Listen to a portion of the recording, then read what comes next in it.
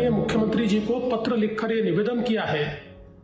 कि हॉस्पिटल्स में कई पेशेंट एडमिट होने के बाद सस्पेक्टेड कोविड इस प्रकार की उनकी एंट्री की जाती है,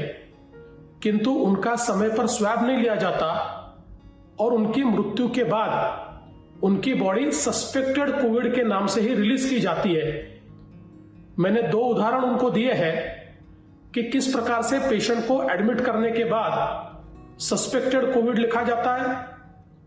स्वैब लिया जाए ऐसा एडवाइजरी दी जाती है, आइसोलेशन वार्ड में रखा जाए ऐसी एडवाइजरी दी जाती है,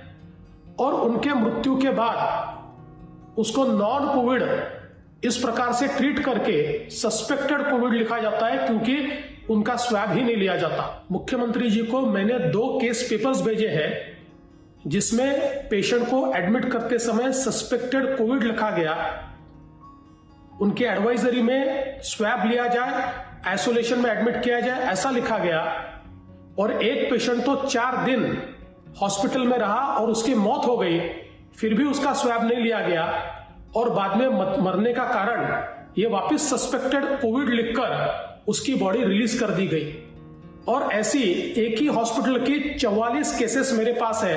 और अलग अलग हॉस्पिटल्स की मिला के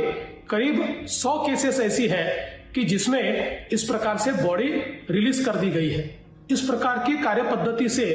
भले ही कोविड से मरने वालों की संख्या में कमी दिखाई देती है,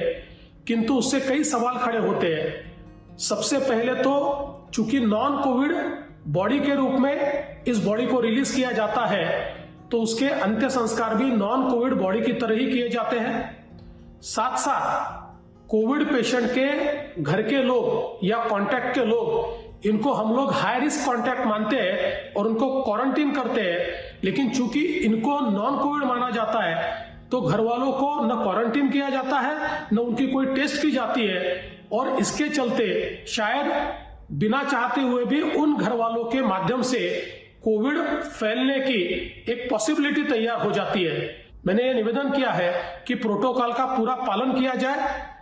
जैसे ही पेशेंट एडमिट होता है उसका स्वैब टेस्ट किया जाए, और साथ साथ इससे पहले